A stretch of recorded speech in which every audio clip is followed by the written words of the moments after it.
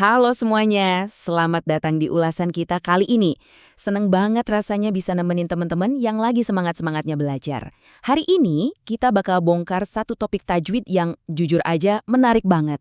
Pernah nggak sih ngebayangin kalau sedikit aja kita beda panjangin suara pas baca, itu tuh bisa ngerubah total makna kalimatnya? Nah, disinilah kerennya tata bahasa Arab. Kita bakal bahas tuntas rahasia dari hukum bacaan yang namanya mad farq. Jadi siapin fokus kalian, karena ulasan ini dijamin bakal ngubah cara kita melihat dan mendengar ayat-ayat tertentu.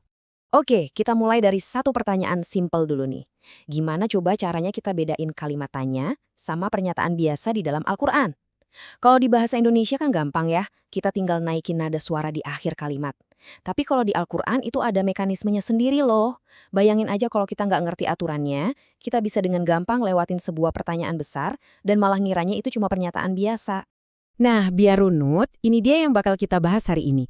Pertama, apa itu mad farq? Kedua, fungsinya sebagai pembeda. Ketiga, teknik baca 6 harokatnya. Keempat, kita lihat langsung contohnya di Al-Quran. Dan terakhir, ringkasan cepatnya.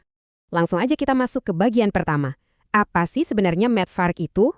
Kalau kita lihat dari akar bahasanya, kata farq itu artinya pembeda.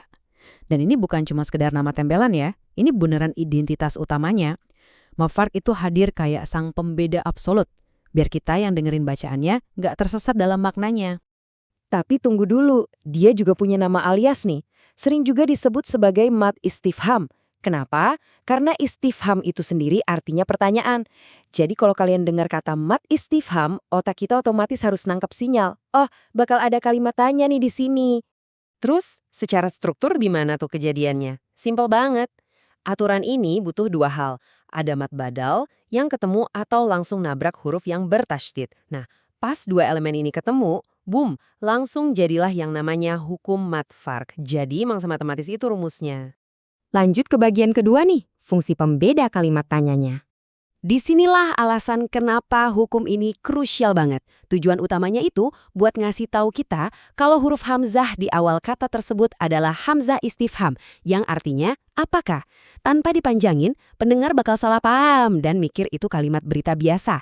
Padahal, aslinya ayat itu lagi ngelontarin sebuah pertanyaan yang butuh renungan. Apakah? Beda banget kan maknanya? Oke, sekarang masuk ke bagian ketiga. Gimana sih teknik bacanya yang 6 harokat itu? 6. Ya, 6 harokat. Dan ini bukan cuma saran ya, tapi presisi yang emang wajib diikutin. Panjangnya itu mutlak 6 harokat atau setara 3 alif. Jadi pas baca, suaranya benar-benar harus ditarik dan ditahan lumayan lama. 6 harokat penuh. Ini tuh ngasih jeda buat yang denger biar sadar, sebentar, ini kalimat tanya loh. Langkah teknisnya gimana? Ada 2 tahap. Pertama, panjangin dulu suaranya 6 harokat. Nah, yang kedua, ini yang bikin beda. Setelah dipanjangin, suaranya itu harus langsung ditekan atau dihentak masuk ke huruf bertasydid setelahnya. Jadi, manjanginnya tenang terus bam, ditekan mantap ke tasydidnya. Biar kebayang, kita langsung masuk ke bagian keempat, contohnya di dalam Al-Quran. Coba lihat contoh pertama dari surah Yunus ayat 59 ini. Kalau kita bacanya biasa aja tanpa mad farq, orang kiranya itu pernyataan Allah telah memberikan izin. Tapi berhubung ada hamzah istifham ketemu lafadz Allah yang bertasydid, kita bacanya ditarik panjang. Allahu adzina lakum. Artinya berubah jadi, apakah Allah telah memberikan izin kepadamu? Tarikan panjang itu yang nyelamatin makna tanyanya. Contoh kedua nih, ada di surah Al-An'am ayat 143 dan 144.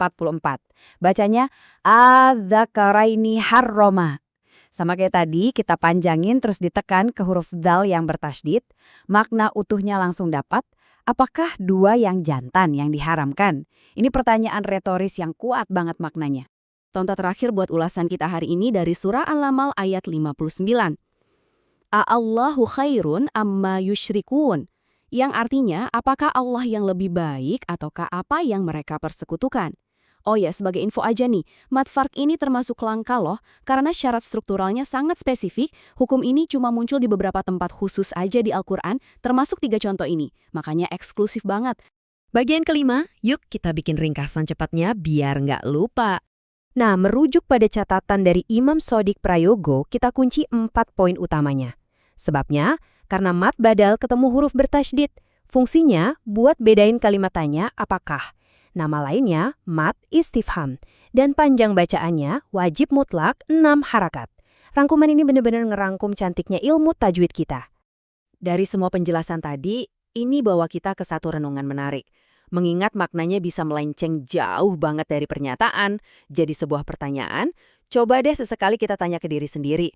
Selama ini, kita udah benar belum ya pas ngebaca kalimatannya ini? Namanya ilmu ya, pasti tujuannya buat diamalin. Semoga ulasan ini ngasih gambaran yang lebih jelas, jadi kita bisa praktekin dengan pede. Terus semangat belajarnya ya, dan sampai jumpa di ulasan seru kita selanjutnya.